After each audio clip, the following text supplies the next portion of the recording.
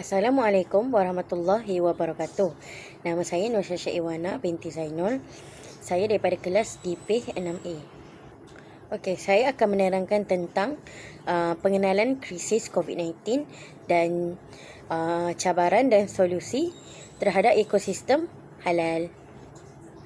Pada hujung tahun 2019, dunia dikejutkan dengan berita virus yang ditemui di China, iaitu sejenis penyakit yang boleh membawa maut sekiranya virus ini terkena pada seseorang itu. Okey, menurut Kementerian Kesihatan Malaysia, penularan wabak coronavirus terbaru yang ditemui di China iaitu Novel Coronavirus 2019, iaitu juga dikenali sebagai COVID-19 di seluruh dunia, boleh menyebabkan jangkitan saluran pernafasan.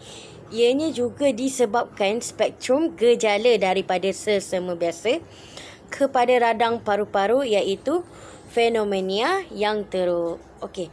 Virus ini merebak melalui titisan dari hidung ataupun mulut apabila seseorang penghidap COVID-19 itu batuk mahupun bersin. Okey, titisan ini merentasi objek dan permukaan di sekelilingnya. Orang lain akan mendapat jangkitan COVID-19 dengan menyentuh objek atau permukaan ini. Kemudian mereka menyentuh mata, hidung atau mulutnya. Okey. Seseorang itu juga boleh dijangkiti wabak ini jika mereka berada dekat dengan pesakit yang menghidap COVID-19 ini. Okey. Pertubuhan Kesihatan Dunia WHO, diorang kategorikan situasi penularan COVID-19 ini sebagai pandemik kerana ia merupakan penyakit berjangkit yang merebak melalui populasi manusia dan merentasi kawasan luas hingga dia boleh melepasilah sempadan negara dan benua. Malah virus ni boleh merebak seluruh dunia. Okey, pandemik COVID-19 ini sangatlah memberikan kesan yang buruk terhadap kesihatan, pendidikan, ekonomi, kewangan dan lain-lain, sehingga mengakibatkan beberapa negara termasuklah negara kita, negara Malaysia. Negara Malaysia mengambil langkah berjaga-jaga dengan menjalankan Perintah Kawalan Pergerakan, iaitu PKP. Okey. Rakyat juga dinasihatkan untuk terus kekalkan duduk di dalam rumah ataupun bekerja dari rumah, dan mereka haruslah menghadkan pergerakan keluar daripada rumah. Contohnya macam keluar rumah apabila perlu saja, tak perlu macam nak pergi jalan ke apa ke. And bila keluar rumah haruslah memakai pelitup muka dan haruslah membawa sanitizer. Selain itu, rakyat juga haruslah mengamalkan penjarakan sosial, iaitu sebanyak 1 meter, dan janganlah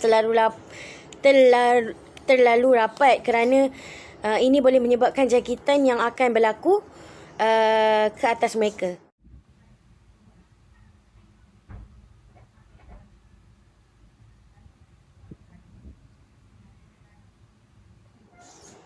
Okey, seterusnya saya akan menerangkan tentang cabaran dan solusi terhadap ekosistem halal.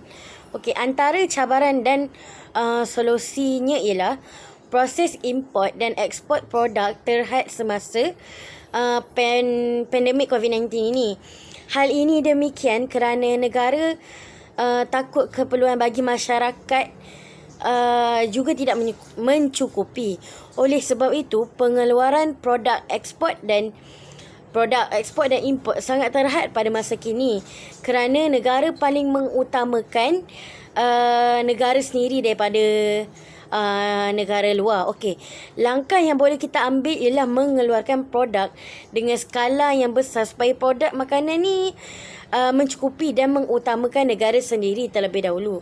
Kemudian barulah fikirkan negara yang lain. Okey. Selain itu, cabarannya ialah menghalang negara luar untuk berhubung secara bersemuka, menyebabkan proses komunikasi menjadi lambat dan kebanyakannya pengaksesan internet yang tidak tentu had kelajuannya, menyebabkan informasi lambat sampai dan susah. Sebagai contoh, Majlis Persidangan Halal Sedunia 2020 yang ke-12 WHC 2020 yang buat julung kali diadakan secara hybrid, iaitu kombinasi fizikal dan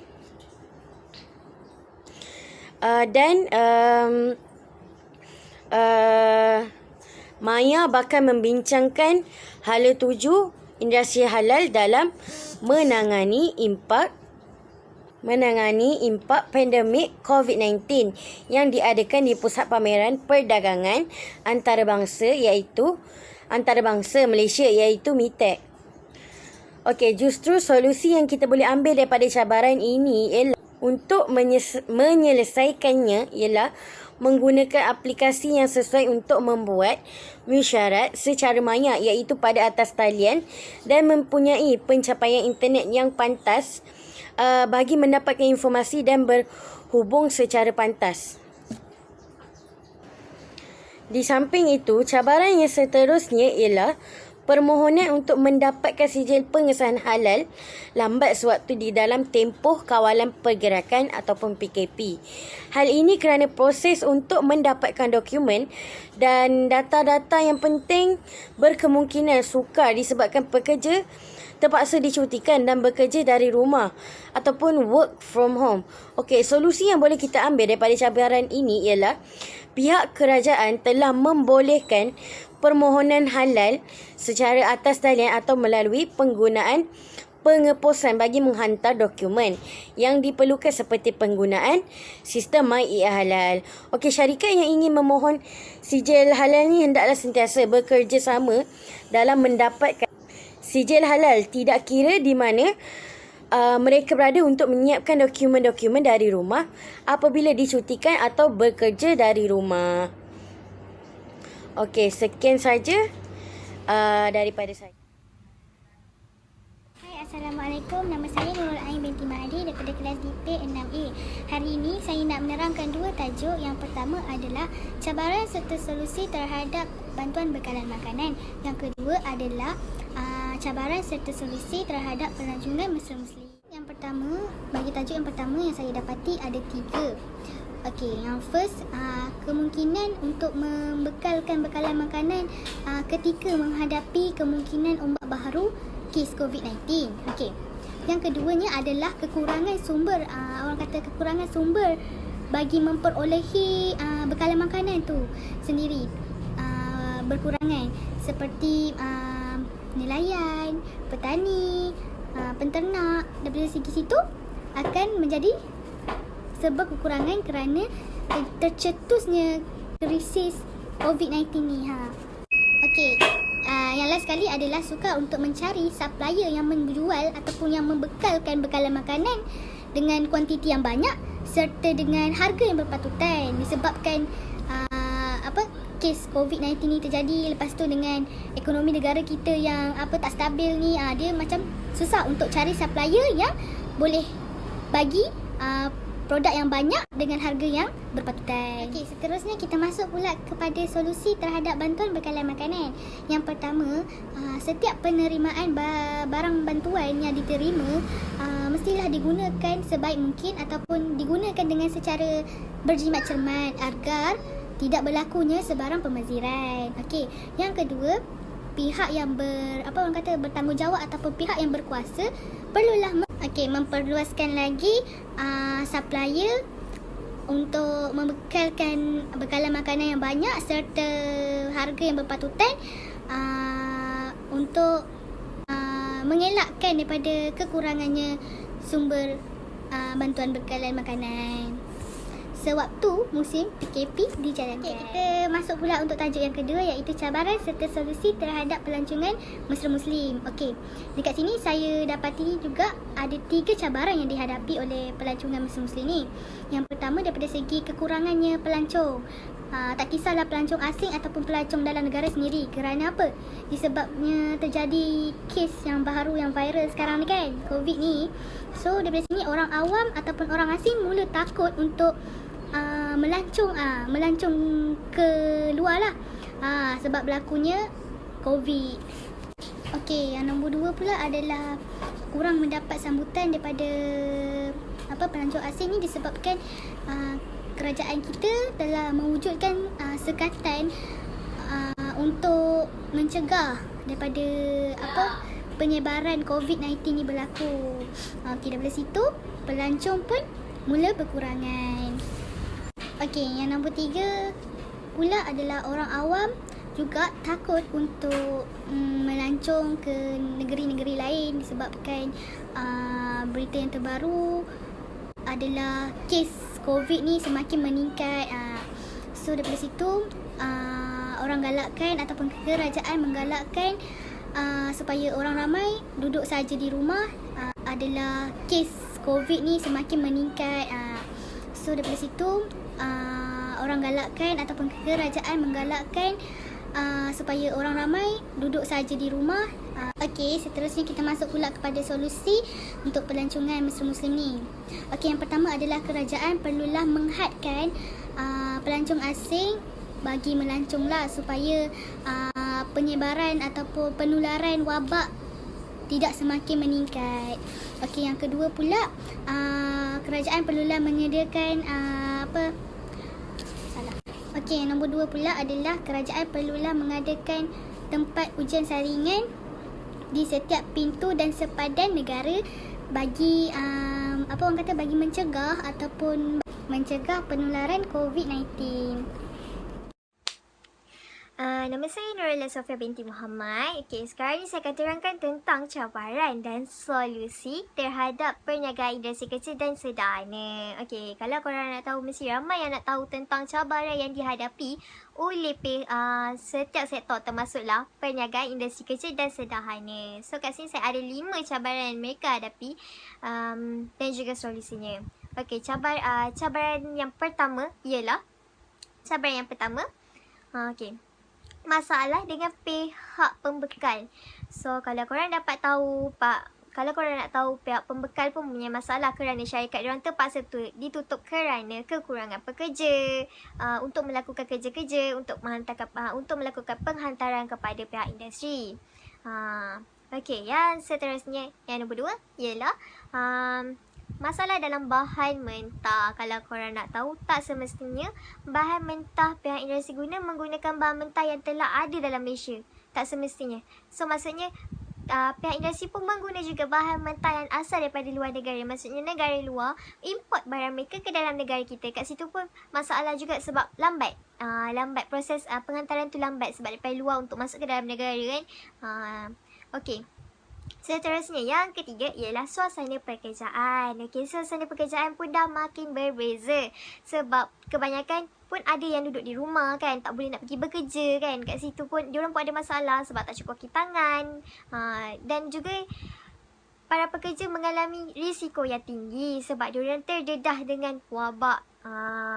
So kat situ diorang punya risiko yang tinggi untuk penghantaran pun terlalu terhad untuk dihantarkan kepada tempat-tempat yang telah ditetapkan.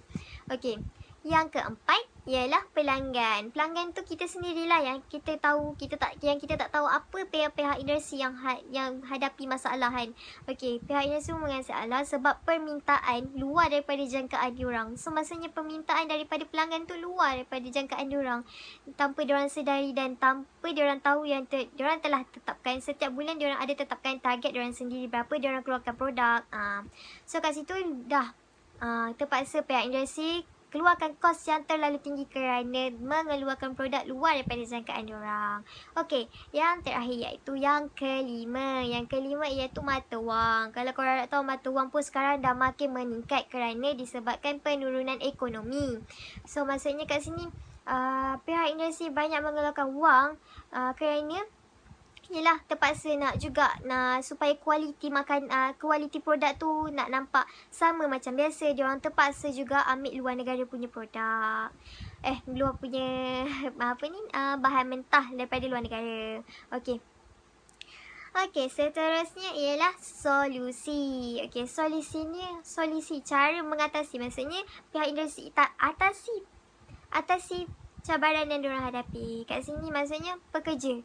So diorang haidkan pekerja untuk bekerja dan juga penghantaran pun mengikut yang telah ditetapkan dan juga pekerja mematuhi SOP yang telah ditetapkan oleh KKM. Okey, selain daripada tu pengeluaran produk. So maksudnya kat sini diorang haidkan keluaran produk supaya tidak mengambil risiko yang terlalu tinggi, yang macam tadi diorang hadapi risiko yang terlalu tinggi untuk diorang keluarkan wang untuk mencari bahan mentah untuk membuat proses bekalan, sebab diorang tidak bekalan untuk memproseskan produk.